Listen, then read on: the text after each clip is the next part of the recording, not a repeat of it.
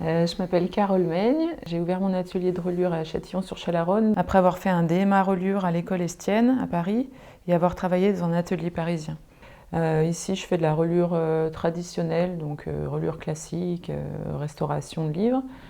Et je fais également de la reliure contemporaine, donc création de décors contemporains. J'ai quelques clients bibliophiles qui me confient des reliures contemporaines.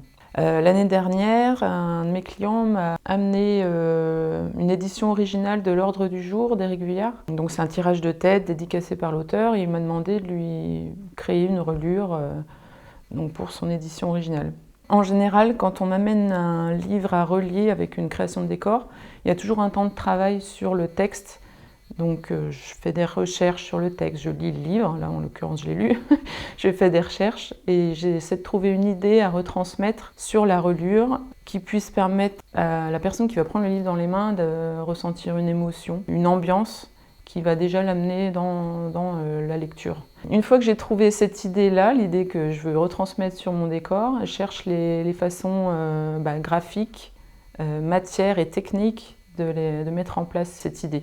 Dans l'ordre du jour, Éric Vuillard parle de la période entre 1936 et 1938. Quand Hitler est arrivé au pouvoir, il y a eu plein de petits signes alertants qui auraient dû alerter les pays voisins, et puis les hommes politiques, les hommes puissants de l'époque. Et il pointe du doigt toutes les attitudes un peu peureuses, le manque de courage de tous les hommes politiques et décisionnaires de l'époque. Et donc c'est vraiment sur cette idée que j'ai voulu partir, sur l'aveuglement des hommes, d'une façon générale, face à des signes annonciateurs d'une catastrophe.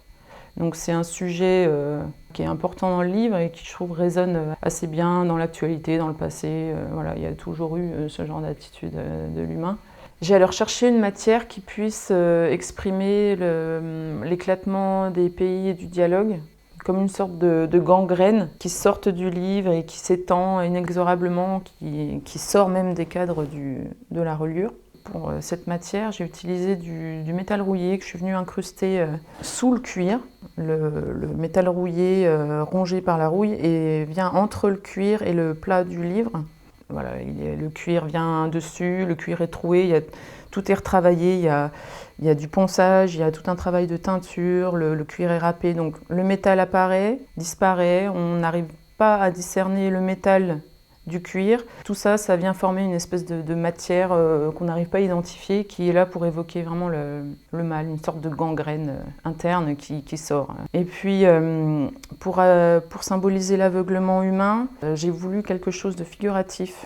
C'est assez rare dans les décors que je crée, mais là, il fallait que ce soit figuratif. Il fallait vraiment que l'humain se cache les yeux. Il fallait vraiment que ce soit un acte volontaire, que ce ne soit pas juste évoqué d'une façon graphique, abstraite. Il fallait que ce soit figuratif. Donc j'ai fait appel à une fille qui fait de la gravure taille douce. Donc elle a gravé une plaque qu'elle est venue imprimer sur le cuir pour vraiment symboliser l'aveuglement des humains. En fait, c'est un visage qui se cache les yeux, mais il voit quand même, donc il ne veut pas voir. Voilà. Je ne suis pas sur une technique purement traditionnelle, où il y a des bases classiques d'une couture, etc.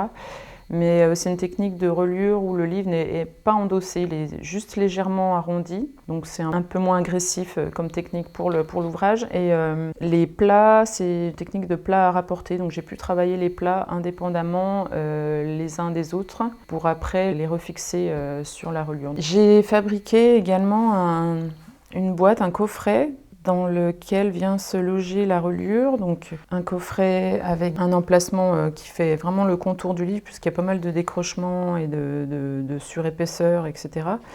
Coffret intérieur d'un, et en regard de la reliure, j'ai inséré un plexiglas avec une photo, un tirage noir et blanc qui était joint par l'auteur à l'édition originale, et il fallait l'intégrer à la reliure, en même temps ne pas l'emprisonner dans la reliure parce qu'il n'est pas sur le même cadre, le même champ de lecture. Donc je l'ai intégré à la boîte avec un petit coffret de plexi qui vient le mettre à l'abri. Il reste visible, mais on peut le sortir facilement et puis le remettre. J'ai eu énormément de plaisir à travailler sur cette reliure parce que de par la technique que j'ai utilisée, tout le travail du mélange, de faire fusionner du métal avec du cuir, je trouvais que c'était vraiment un travail très agréable, et puis surtout par le thème et le sujet. Voilà, ça peut nous interpeller sur d'autres aveuglements actuels ou à venir. Ouais. J'ai trouvé que c'était vraiment un sujet intéressant.